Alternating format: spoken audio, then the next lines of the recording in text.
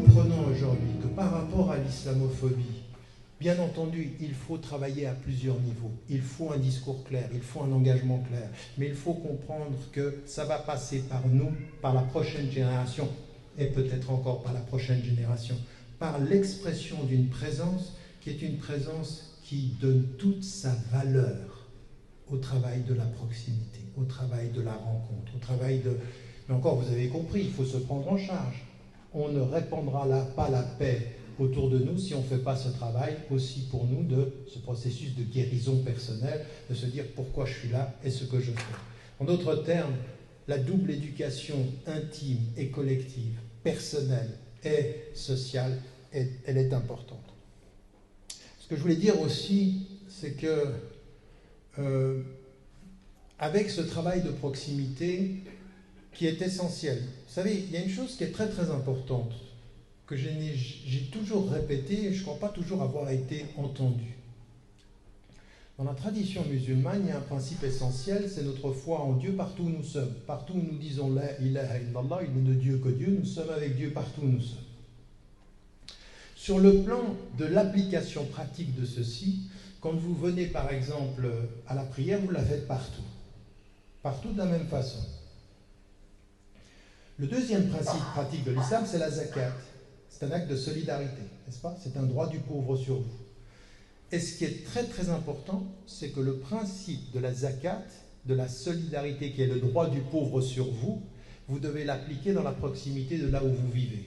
En d'autres termes, une musulmane qui dit partout dans le monde « il n'est de Dieu que Dieu » a la nécessaire obligation, là où elle ou il se trouve, de connaître les pauvres qui l'entourent et la situation sociale de là où il vit. Pourquoi? Parce que les pauvres de là où il vit ont des droits sur sa richesse. En d'autres termes, si je dis Dieu là, le pauvre de là me dit « et moi ». Si je dis Dieu ici, le pauvre d'ici me dit « et moi ». Quel est et comment vas-tu me rendre mon droit sur ta richesse? Ça veut dire que vous devez avoir une conscience de la proximité. Vous devez avoir une conscience de la proximité ici. Ça veut dire que dans notre engagement local, notre compréhension locale, servir l'humanité, c'est servir l'humanité dans la proximité. Et ça doit être déterminant aussi pour nous dans cette façon de nous présenter à la société qui est la nôtre. Comprenez bien que ce que je suis en train de dire par rapport à ce nouveau racisme est une réponse fondamentale, pas celle simplement qui regarde le haut de l'iceberg, mais celle qui dit quel est le principe de fond, comment je dois m'engager? Je dois m'engager localement. Je dois faire attention aux déséquilibres, aux problèmes, aux tensions là où je vis dans ma proximité. Et vous ne pouvez pas, de ce point de vue-là, devenir une musulmane et un musulman invisible. Si, localement, vous êtes un musulman ou une musulmane invisible, c'est que vous n'avez pas compris le sens de la foi. Vous n'avez même pas compris le sens du deuxième principe, celui de la zakat, qui est de dire « et le pauvre, il te dit « et moi ». Parce que le jour du jugement dernier, le pauvre qui est tout près de chez toi, il aura le droit de te dire « et moi ». Et sachez bien, dans le pauvre qui est proche, ça peut être le musulman, comme ce peut être celui qui est d'une autre confession que la vôtre. Mais en ayant dit ceci, il y a un autre élément qui est déterminant. Si vous voulez faire du bien à la France, si vous voulez comprendre que la lutte contre l'islamophobie, ça ne concerne pas simplement les musulmans, mais ça concerne toutes les femmes et tous les hommes qui sont contre le racisme et qui ont compris que leur présence sur terre, c'est de servir l'humanité, parce que vous le savez, dans le Coran, un des principes fondateurs, c'est « Ya ayyuhan nas », pour vous les gens. Nous vous avons créé, on vous a créé comme en nations et en tribus, donc cette diversité elle a été voulue. Il y a une chose qui est importante dans notre engagement et ça va vous surprendre. Alors encore une fois, je vais revenir, puisque j'étais en plein dedans, sur l'exemple de Malcolm X et de Martin Luther King. Vous savez, ce sont des personnes qui ont été exécutées avant leurs 30 ans, avant leurs 40 ans, pardon. Dans leurs 30 ans. 39 ans, ils ont été éliminés. Et il y a une chose qu'on n'a pas dite suffisamment. Souvent, quand vous lisez aujourd'hui, Martin Luther King est encensé aux États-Unis, Malcolm X a été oublié, il a été réhabilité par Spike Lee dans son film, mais il a été pendant longtemps diabolisé et marginalisé. En fait, dans les dernières années de leur vie, ils se sont rencontrés idéologiquement sur un élément. Malcolm X, dans son engagement contre le racisme qu'on aurait pu appeler donc le racisme anti-noir, mais dans sa compréhension aussi que l'islam était un élément qui se confondait avec le fait qu'il était noir, a compris une chose: nous n'arriverons à libérer les Noirs du racisme anti-noir aux États-Unis que quand nous ferons comprendre à tous les Américains que le sang des Africains, que le sang des Palestiniens, que le sang des Sud-Américains vaut autant que le sang des Noirs américains. On demandait aux Noirs, intégrez-vous à l'Amérique. Malcolm X dit, c'est à l'Amérique à s'intégrer à l'humanité, parce que l'Amérique déshumanise une grande partie de l'humanité. Et donc il a connecté son engagement local à une vision mondiale. C'est la même chose. Si tu es capable de déshumaniser les Africains, eh bien ton concitoyen noir, tu le déshumaniseras de la même façon. Ton système de prison aux États-Unis fait écho à ton système d'exploitation en Afrique. C'est la même logique. Le problème, il est dans ta tête. Ton racisme ici, il n'est que la traduction que ton exploitation là-bas. Tu as la même vision. Nous sommes noirs exploités ici parce que là-bas, ce sont des gens que tu colonises et que tu exploites. Et si moi, je ne me bats qu'ici, et ce serait pour devenir le citoyen américain qui travaille avec le système ici, ça voudrait dire que je me libérerais comme citoyen noir aux États-Unis, acceptant l'exploitation des êtres humains là-bas. Vous voulez un exemple? Celui que tout le monde a célébré. La politique du premier président afro-américain Barack Obama était pire que celle de Bush sur le plan international. Donc, extraordinaire. Un noir à la tête des États-Unis et des mêmes États-Unis qui exploitent les noirs du monde.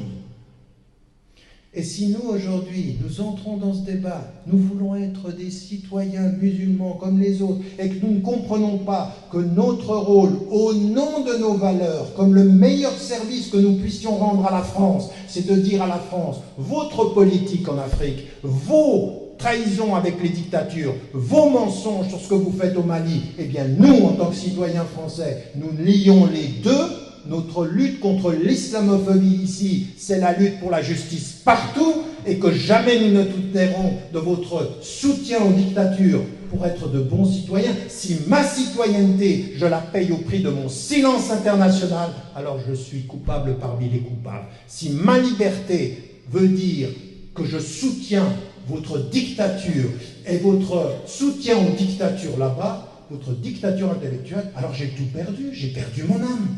J'ai perdu la voix. Je ne suis plus dans la voix. Je ne sers plus l'humanité. Je me sers en tant que citoyen. Acceptez-moi. Je suis gentil. Il y a même des gens de gauche qui m'aiment. Vous comprenez ce que ça veut dire? Vous voyez le danger? Ça, c'est le pire qui puisse nous arriver. Malcolm X avait compris ça, ils l'ont tué. Mais il y en a un autre qui a compris ça. Et on n'en parle jamais. Jamais de cette façon-là. C'est qu'un an avant de mourir, on a une femme qui était présente à un des derniers meetings de Martin Luther King. Et Martin Luther King met sa main sur sa tête, comme ça il dit, cette question de l'intégration, elle me pose un problème. Vous savez pourquoi? Parce qu'il est devenu le plus fervent, la voix la plus fervente dans sa condamnation contre la guerre au Vietnam. Et qu'il y avait des Noirs à côté de lui qui dit « Tais-toi, ne va pas au Vietnam, c'est pas notre affaire. » En d'autres termes, parle des Noirs. Ça vous dit rien, ça? Ceux qui aujourd'hui parlent de l'islam, mais parlent de la Palestine, parlent de l'islam, mais parlent de la grandeur des valeurs islamiques. Mais tu ne parles pas de la Palestine, tu ne parles pas de l'Afrique, tu ne parles pas du Mali, tu parles de quoi? Tu vas nous parler de quoi? Tu vas gagner ta citoyenneté au prix de ta lâcheté. Et donc il faut intégrer la France au concert qui va nous ramener à l'humanité une. Parce que nous avons une chose, nous, un Dieu et une humanité. Et nous ne faisons aucune distinction. Vous savez, l'un des plus grands responsables d'une grande erreur dans le discours musulman aujourd'hui, c'est moi. J'ai fait une erreur fondamentale, réelle. Et je ne vous le dis pas parce que je suis sorti de prison et puis que j'ai eu une révélation derrière les barreaux, je le disais avant. Mais je peux vous dire qu'à l'intérieur, j'ai réalisé une chose, encore plus profondément. C'est qu'à un moment donné, j'ai énormément engagé les musulmans. Souvenez-vous, j'avais écrit en 93 les musulmans dans la laïcité, puis les musulmans d'Occident à l'avenir de l'islam, etc., etc. Et j'insistais sur une notion, la notion de la citoyenneté. Nous sommes des citoyens comme les autres. Oui, nous sommes des citoyens comme les autres. Mais il y a une chose que je n'avais pas calculée, pas considérée. C'est que beaucoup des femmes et des hommes qui entendaient ce discours-là se sont dit « on devient des citoyens comme les autres au point d'oublier qu'ils sont des humains comme les autres ». Ils ont disparu de la question de l'immigration. Ils ont disparu de la question des migrants. Ils ont disparu de la question internationale. Ils n'osent plus parler d'Afrique. Ils n'osent plus parler de la Palestine. Ils n'osent plus parler de rien d'humain. Ah, citoyenneté, on est des citoyens. Vive la République, tu veux que je te le montre? Je vais te chanter la Marseillaise. Et dans la Marseillaise, il y a des choses que même un chanteur comme Brassens, il dit, moi quand j'entends la Marseillaise, ça m'effraie. Le sang impur. Ça m'effraie. Ah non, mais les musulmans, ça ne l'effraie pas. De qui? C'est qui le sang impur? C'est le sang impur des Maliens? C'est le sang impur des Libyens? C'est le sang impur des Palestiniens? C'est le sang impur des Yéménites? Ceux qui meurent tous les jours aujourd'hui des armes que le gouvernement, que les entreprises françaises envoient là-bas? C'est qui ce sang impur dont vous nous parlez? Alors moi, je veux bien chanter la Marseillaise si on définit qui on parle. C'est qui dont vous parlez? Qui sont nos ennemis? Qui sont nos ennemis? De qui parlez-vous? Et donc, de ce point de vue, troisième élément de cette lutte contre l'islamophobie, c'est avec ce cadre-là d'avoir une vision extrêmement claire de nos engagements locaux, nationaux et internationaux. Le local pour la proximité et le respect de nos concitoyens, l'international pour le respect de notre humanité et le local pour changer les termes du discours. Voilà dans une disposition qui serait intelligente, mais qui est sur le long terme. Donc en d'autres termes, il faut voir loin. Et ça veut dire, et ça sera mon dernier élément avant la conclusion qui sera courte, le dernier élément, c'est de vous dire une chose. On vous ment sur le plan politique. Si vous pensez que l'avenir de la France ou l'avenir de tout ça, cette question de l'islamophobie, du racisme, se joue au niveau des prochaines élections présidentielles, vous êtes dans une totale illusion. Souvent d'ailleurs parce que les candidats et la façon dont les choses vont se dérouler ne sont pas loin d'être joués un peu d'avance. Et encore une fois, entendez certains faiseurs de présidents dans ce pays qui vous annoncent que dans pas longtemps, la prochaine présidente sera présidente, donc une femme, que des choses se préparent au sens de la préparation idéologique, pratiquement linguistique, idéologique, politique, et sur le plan de la base, on prépare les gens par cette politique, ou par cette politique même du propos, du verbe, des tensions que l'on crée, on nous prépare un avenir qui ne sera pas forcément l'avenir de la coexistence pacifique ou du respect mutuel. Alors on peut se dire, bon, ben nous, il faut qu'on prépare, il faut qu'on fasse attention aux élections présidentielles. Il faut savoir, cela étant, que ceux qui pensent les élections présidentielles, ils connaissent aussi le pouvoir de la population française de confession musulmane. J'avais déjà répété il y a quelques années qu'à l'époque de l'élection de François Hollande, Emmanuel Valls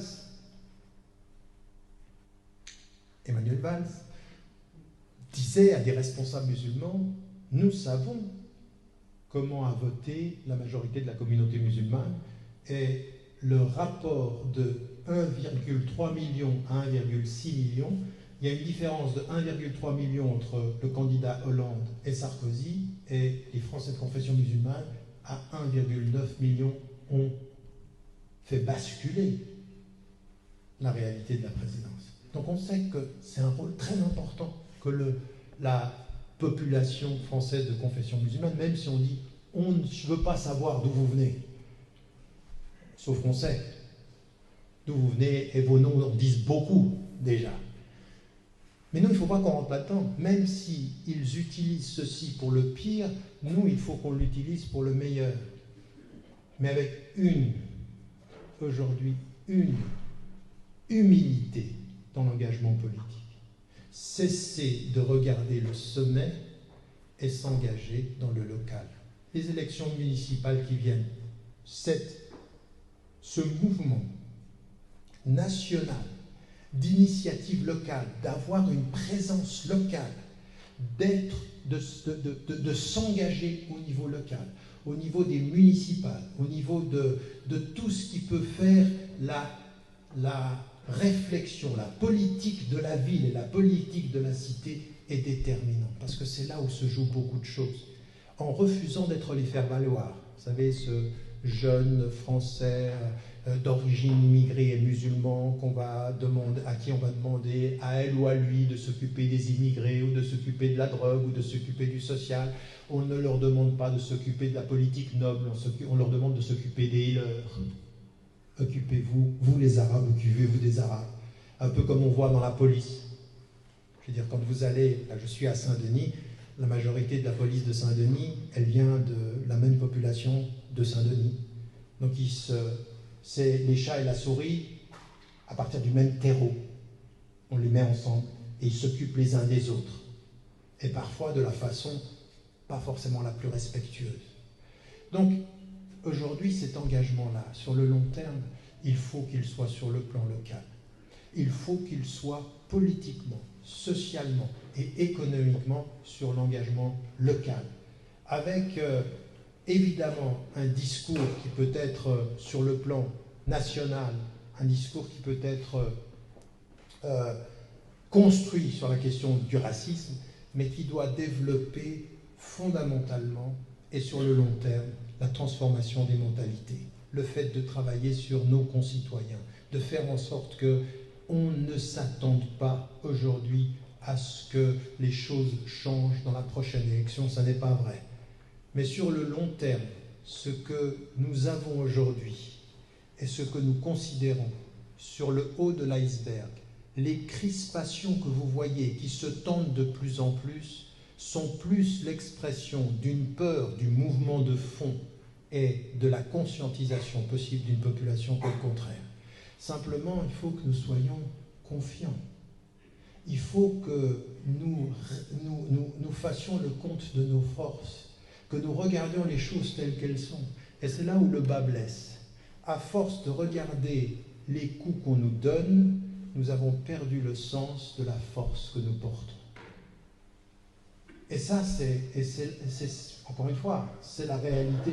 On le connaît en psychologie. Je veux dire, ta force de ton combat est beaucoup plus dans la perception que tu en as que même, je veux dire, vous l'avez même dans le Coran, le fait que Dieu ait fait voir au prophète l'opposant en plus petit nombre. Ça veut dire quoi? Ça veut dire attention, ça se passe dans ta tête.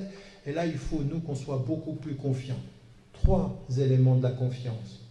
Avec Dieu, et savoir dans la paix s'en remettre à lui, parce que tous les coups que nous prenons et qui nous permettent de grandir sont bons pour nous, tant qu'ils nous permettent de grandir. Deuxième des éléments, dans la patience, savoir que l'adversité de ceux qui nous attaquent, ce sont des épreuves pour nous faire grandir, pour nous permettre de nous dépasser. Utiliser l'adversité comme un terreau d'énergie pour plus d'éducation, plus de compréhension, plus d'énergie, plus de travail. Non pas comme quelque chose qui nous abat, mais quelque chose qui nous donne de l'énergie. Et troisième élément, avoir la vue longue. Avoir la vue longue. Vous aurez remarqué une chose dans tout mon propos, ouvrir ses horizons sur le plan spatial et ouvrir son horizon sur le plan temporel.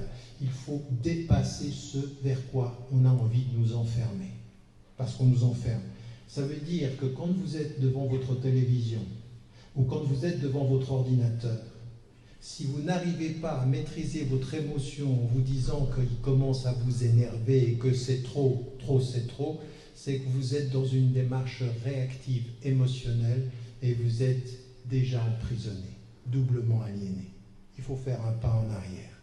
Il faut regarder ceci avec beaucoup plus d'amplitude. C'est pas facile. Ça veut dire en même temps qu'il faut diversifier nos stratégies. Bien entendu, il faut qu'il y ait des gens qui aillent directement dans la réponse. Quand il y a un acte islamophobe, on le critique. Ce que fait le CCIF et ce que font d'autres organisations, c'est très bien. Il ne faut pas laisser dire, il faut se battre sur le plan du droit. Mais sur un plan beaucoup plus général, il faut nous, en tant que citoyens français de confession musulmane, que nous développions ceci. Connaître sa force, connaître son poids, connaître ses capacités et sa créativité est particulièrement important. Et je peux vous dire une chose, c'est que dans la société française, comme dans les sociétés européennes, la jeunesse, la créativité, l'intelligence sont présents. Et ceux qui observent les musulmans en sont même plus conscients que les musulmans eux-mêmes. Ils le voient plus que vous. D'ailleurs, je vais vous dire une chose, souvent je disais, quand j'écrivais des livres, que souvent mes lecteurs qui n'étaient pas de confession musulmane comprenaient mieux les livres que les musulmans. C'est-à-dire que l'étude qu'ils pouvaient en faire, ou ce que j'avais comme réflexion, on disait qu'à des moments donnés, il y a une espèce de superficialité même dans la lecture, la façon dont on lit, parce que quelqu'un est de notre religion, ce qu'il nous dit nous plaît, nous le lisons sans approfondissement. Nous restons sur quelque chose qui est, ça nous caresse dans le sens du poil, ça nous convient, et nous n'approfondissons pas. Peut-être que l'adversité à laquelle nous faisons face doit nous être un appel à approfondir les questions que nous avons aujourd'hui. Et donc, il y a un mot qui doit être le maître mot de notre lutte contre le racisme aujourd'hui, c'est de développer une certaine sérénité. C'est de développer une certaine sérénité. Vous savez, vous avez dans le Coran une formule qui est extrêmement claire. Am hasibtum an tadkhulul jannah wa lamma ya'lamillahu alladhina jahadu minkum. Est-ce que vous pensez entrer au paradis sans que Dieu essaye de savoir ceux qui vont être des résistants parmi vous? Et qu'il connaisse ceux qui sont patients. Patient ici, ça veut dire persévérant. Dire que notre voie, elle est comme ceci. Elle est lumineuse dans son orientation, mais elle est portée par beaucoup de ces résistances que nous devons avoir, de ces combats qui doivent être les nôtres. Donc de la sérénité, de la patience, et puis aujourd'hui, dans cette société-là, du courage. Si au nom de votre citoyenneté, vous en êtes arrivé, ou vous en arrivez aujourd'hui à ne pas savoir, à ne pas pouvoir dire la vérité sur un certain nombre de réalités qui vous entourent, eh bien, c'est que votre engagement, il est plus superficiel que fondamental. Faites attention à ce que votre lutte contre le racisme ne soit pas un prétexte à vos lâchetés. À vos lâchetés. Parce que je suis désolé, si aujourd'hui, il suffit, vous savez, encore une fois, le courage, c'est de ne pas descendre simplement à une manifestation. C'est la parole que vous prenez, c'est l'engagement que vous prenez, ce que vous êtes prêt aussi à sacrifier de votre bien-être, même peut-être aussi de votre tranquillité, pour que la vérité soit entendue et que la vérité soit dite dans cette société-là. C'est ça, notre engagement. Et ça revient à quoi? À ce que je disais au début. Qu'est-ce que vous voulez et pourquoi vous êtes là? Quel est le but de tout ça? Et si la réponse à cette question, je suis un agent de la paix et je veux pour la France la réalisation de la paix sociale, même si pour ceci, je dois me lever contre tous les agents de haine, tous les porteurs de discrimination, et ben je vais le faire. Contre le gouvernement, contre les intellectuels et contre ceux qui, aujourd'hui, vont mener la France à la division et à l'éclatement. C'est ça que je dois être capable de dire et c'est ce à quoi je dois être capable de m'engager. Je vous remercie.